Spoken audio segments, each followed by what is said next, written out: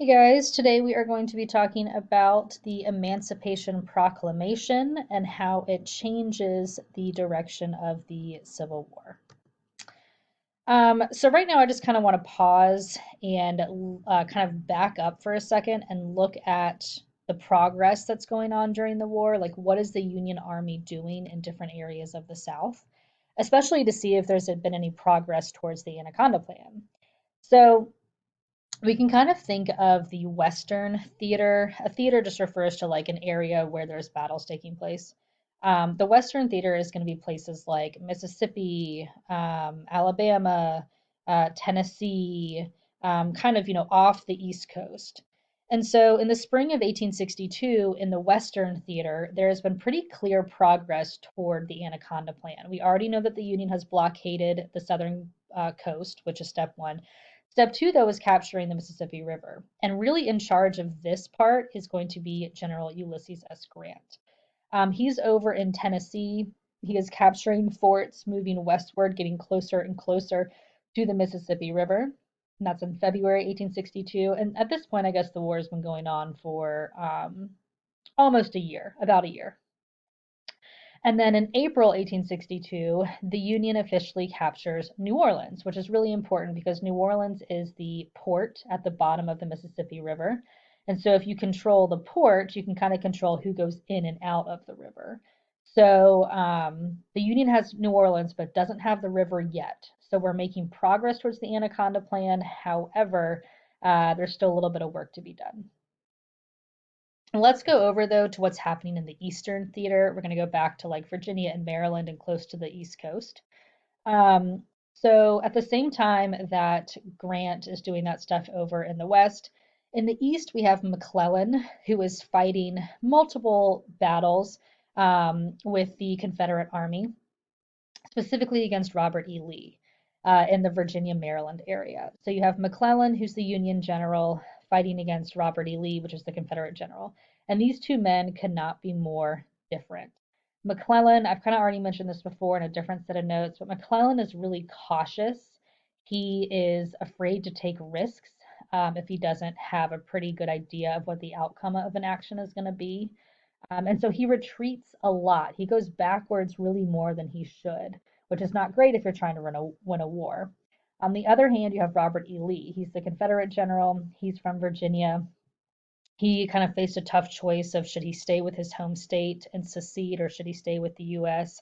And he decided to stay with his home state, and he becomes kind of the biggest commander or general in the Confederate Army. Um, Lee has less troops, and actually more of his men are dying, but he is gaining more land because he is not afraid to take risks.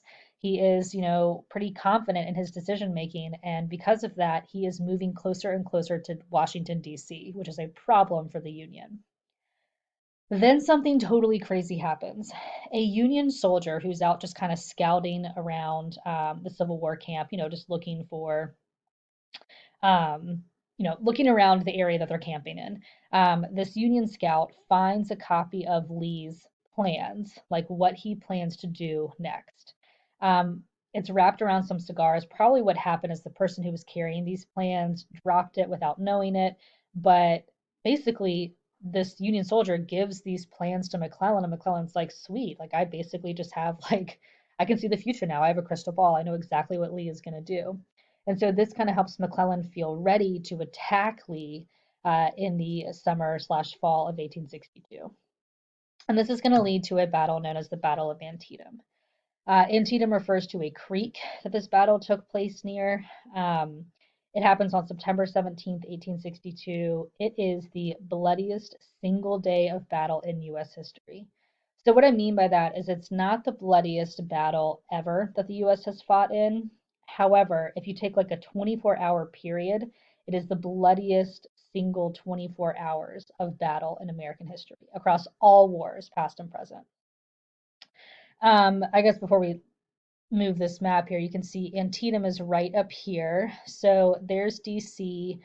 Richmond is down here. So, and Maryland is technically a border state, which is in the Union. So this is one of the very few battles that happens actually in the Union. But it is super deadly, like I just said. Where are we? We're down here. About 22, 23,000 people ended up dying in this battle. Again, you can see the bloodiest battle is Gettysburg, but that was over 3 days, whereas Antietam is 1 day of battle. There were so many bodies that were left after this battle, they had to be buried in these just like really big mass graves on the battle site. Both sides faced pretty heavy losses, but the Confederate troops retreated, which is, a Union victory. The problem, though, is that McClellan didn't follow and kind of continue attacking the retreating Confederate troops when he should have. And so Lincoln is kind of fed up with this at this point. He's like, look, McClellan, I'm trying to win this war, and I can't do that if you're not going to, take the initiative to attack the Confederacy when you should. And so Lincoln actually fires McClellan. Here's a famous image where that's probably happening. Lincoln fires McClellan after the Battle of Antietam, even though it's a Union victory, just because like Lincoln needs more victories. McClellan's not going to get him more victories. Another really big consequence, though, of the Battle of Antietam is that the victory for the Union really starts to make people in the North a little bit like happier, and they want to see more victories and they want to support the war more. And so Lincoln is going to use this increase in public support to announce the Emancipation Proclamation. So the Emancipation Proclamation is going to be issued at a point where there's just really low support for the war in the Union. McClellan hasn't been winning a lot of battles. The North is kind of like, why are we even fighting this war? Let's just let the South, be the Confederacy if they want to. Let them be their own country. But Lincoln refuses to let that happen. He's been wanting to free the slaves in the South for a while because he thinks that it can help to weaken the Confederacy, but he doesn't want to look weak in doing this, like it's a last ditch effort. And so he kind of needs a victory. He needs an increase in public support to be able to announce the Emancipation Proclamation. The Battle of Antietam is this opportunity for Lincoln to do that. And so the Emancipation Proclamation goes into effect on January 1st, 1863. It basically frees all of the slaves in the rebelling Confederate states. So emancipation means freeing or to free. The proclamation means, a declaration. So that's what it's doing. But a lot of people think that it just ends slavery everywhere. It does not. Okay. So a few things here with the Emancipation Proclamation. It only ends slavery or frees slaves in areas that are rebelling. So any slaves in these border states right here, those are in the Union. They're not rebelling. So those states get to keep slavery. Also, any areas like Tennessee that have been captured by the Union Army, well, they're no longer rebelling. So people in Tennessee could keep slaves. So it really only affects these 10 Confederate states that are still rebelling. Another thing the Emancipation Proclamation does is it allows for free blacks to enlist in the Union Army. So not only is the South going to be hurt by the slaves being freed, also the Union is going to be helped because now they can have more people join their army. So a few consequences here of the Emancipation Proclamation.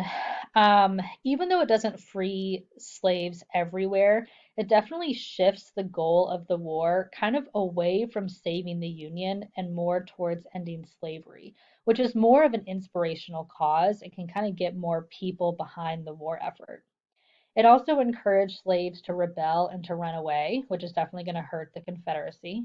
And then lastly, like I said, it allowed black soldiers to enlist in the Union military. And so you're going to have increased manpower for the Union Army, which can then go fight the South. We'll talk a little bit more about this specific regiment. It's called the Massachusetts 54th in a different set of notes. But it's important to note that black and white soldiers in the Union military were definitely segregated and they were given different tasks and different jobs. Specifically for black regiments or units, they would have been doing things like labor assignments or scouting or digging trenches or carrying equipment, that kind of thing. It was really uncommon for a all black unit to actually see combat. However, the Massachusetts 54 is special because they actually volunteered to lead the assault on a Confederate fort.